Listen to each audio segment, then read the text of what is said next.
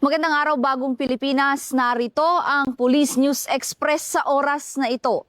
Pinangunahan ni PNP Chief Police General Nicolas Torre III ang send-off at awarding ceremony ng PNP contingents for the UN Mission for South Sudan ngayong araw, Agosto 12, taong kasalukuyan dito sa Campo Crame.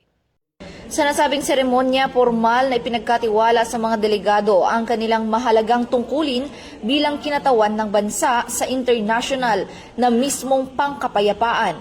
Kasabay nito, ginawaran din ng pagkilala ang ilang kasapi ng contingents bilang pagkilala sa kanilang dedikasyon, husay at serbisyo sa naunang deployment. Sa kanyang mensahe, binigyang diin ni Police General Torre III ang kahalagahan ng profesionalismo, disiplina at integridad sa pagtupad ng kanilang misyon sa ibang bansa.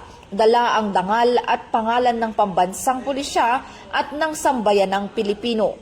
Ang PNP contingents ay inaasahang tutulong sa pagpapanatili ng kapayapaan, seguridad at kaayusan sa South Sudan alinsunod sa mandato ng United Nations.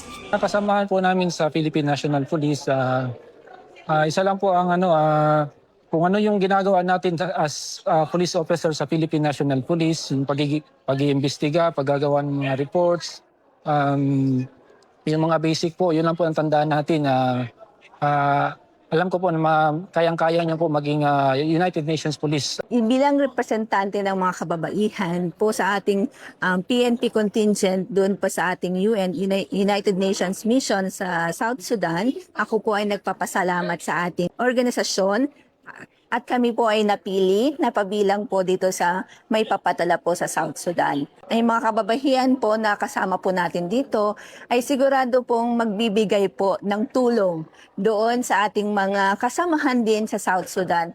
May share po natin, may ipapamahagi kung ano man po ang kaalaman natin na pwedeng tumulong din po para po maipaangat ang level or development sa kanila tungkol sa human rights, mga karapatan ng mga kababaihan, at kung papaano ito mas lalo pa na mapaangat sa kanila.